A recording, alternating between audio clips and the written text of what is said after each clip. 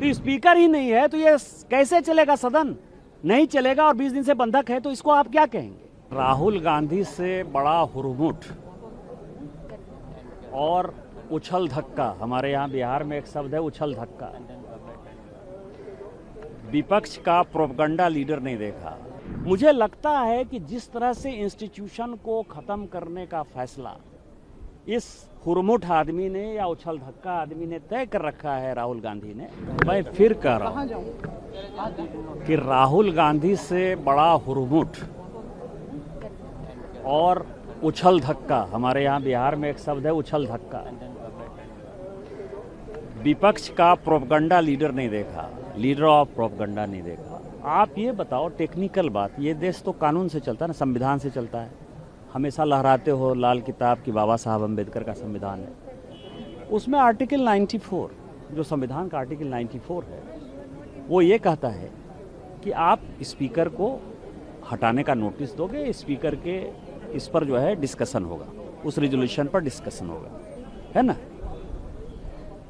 अब जब स्पीकर आ नहीं रहे हैं, स्पीकर उस कुर्सी पर नहीं बैठे हुए हैं, आप अलग रिजोल्यूशन लेके, अलग एडजमेंट मोशन लेके आप ये बताओ कि ये फैसला कौन करेगा? स्पीकर को आपने कुछ देखिए, बड़ा टेक्निकल पॉइंट है जो किरण रिजिजू जी ने जो पार्लियामेंट में आज कहा है, वो बहुत ही इंपॉर्टेंट टेक्निकल पॉइंट है कि यदि आपका स्पीकर बैठ नहीं रहा है, स्पीकर के खिलाफ खुद ही आज लिस्टेड है, रिजोल्यूशन लिस्टेड है कि उनको हटाने के लिए जो है मोशन आपने मूव किया है, उसी कांग्रेस पार्टी ने मूव किया है, तो उस पर बिना चर्चा किए हुए आप दूसरा एडजमेंट मोशन या रिजोल्यूशन कैसे मूव कर सकते हो? ये किस संविधान में लिखा हुआ है? या आपने एक नया संविधान बना लिया है? मुझे लगता है कि जिस तरह से इंस्टीट्यूशन को खत्म करने का फैसला इस हुरमुट आदमी ने या उछल धक्का आदमी ने तय कर रखा है राहुल गांधी ने, चाहे वो राष्ट्रपति के खिलाफ हो, चाहे उपराष्ट्रपति के खिलाफ हो, चाहे वो सीएजी के खिलाफ हो, चाहे दीपक मिश्रा जो चीफ जस्टिस थे उनके खिलाफ हो, सबके खिलाफ, इलेक्शन कमीशन के खिलाफ, सीएजी के खिलाफ, कुछ नहीं है, जनता तो कुछ है नहीं, सब इंस्टीट्यूशन को खत्म कर देना है, स्पीकर के इंस्टीट्यूशन के खिलाफ, पार्लियामेंट के खिलाफ, संसद के खिलाफ, और ऊपर से बेचारे स्पीकर 20 दिन से आ नहीं रहे हैं। आपने देखा कि एक आदमी के जिद के कारण, एक आदमी के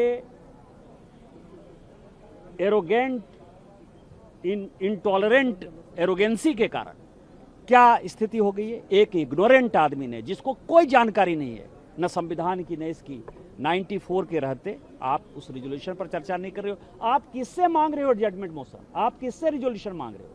आप किससे डिबेट मांग रहे हो? Who will decide in the parliament? Speaker decide करेंगे कि नहीं? स्पीकर के अलावा भी डिसाइड करेंगे। तो जब स्पीकर है ही नहीं, आज उनका लिस्टेड है, उसके बाद कांग्रेस यदि बात करती है तो किरण रिजिजू जी ने जो बात कही वो सबसे इंपॉर्टेंट है, और मुझे लगता है कि इनको देश से माफी मांगनी चाहिए। हाईजैक करने की कोशिश है सदन को, सदन कर रही है। अब 20 दिन से स्पीकर साहब ही नहीं है, सदन का कामकाज तो ठप है ना। ये स्पीकर साहब ही तय करेंगे कि लोकसभा कैसे चलेगा। कोई पीठासीन पदाधिकारी की हैसियत नहीं, मतलब उसको कोई कानूनी ताकत ही नहीं है। एडजमेंट मोशन में लिखा है consent of the speaker. Consent of the speaker तब होगा जब स्पीकर फ्री होंगे। स्पीकर को 20 दिन से आपने जो है, आप सरकार के खिलाफ नहीं लाए हो इम्पीचमेंट मोशन, या सरकार के खिलाफ जो है अभी महाभियोग आपने नहीं लगाया है, आपने जो है स्पीकर के खिलाफ लगाया है। तो स्पीकर ही नहीं है तो ये कैसे चलेगा सदन? नहीं चलेगा और 20 दिन से बंधक है, तो इसको आप क्या कहेंगे?